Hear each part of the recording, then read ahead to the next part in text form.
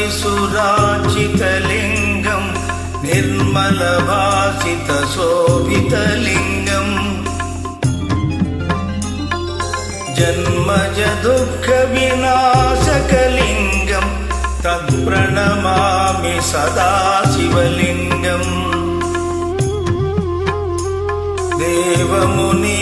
प्रवाचितलिङ्गं कामदहन करुणाकरलिङ्गम्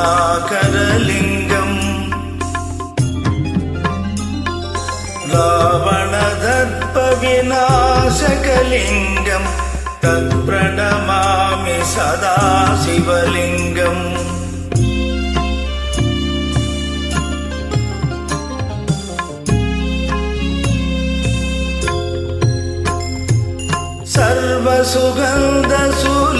सर्वसुगन्धसुलेपितलिङ्गं बुद्धिविवर्धनकारणलिङ्गं सिद्धसुरासुरवन्दितलिङ्गं तत्प्रणमामि सदा शिवलिङ्गं कनकमहामणिभूषितलिङ्गं मणिपतिवेष्टितशोभितलिङ्गम् दक्षसुयज्ञविनाशकलिङ्गं तत्प्रणमामि सदा शिवलिङ्गम् कुङ्कुमचन्दनलेपितलिङ्गं पङ्कजघोरसुशोभितलिङ्गम् सञ्चितपापविनाशकलिङ्गं तत्प्रणमामि सदा शिवलिङ्गम्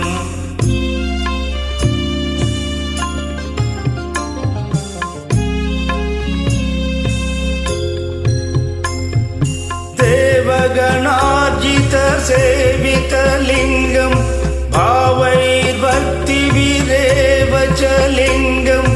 दिनकरकोटिप्रभाकरलिङ्गं तत्प्रणमामि सदा शिवलिङ्गम् अष्टदलोपरिवेष्टितलिङ्गं सर्वसमुद्भवकारणलिङ्गम्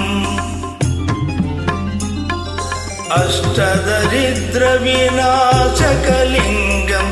तत्प्रणमामि सदा शिवलिङ्गम्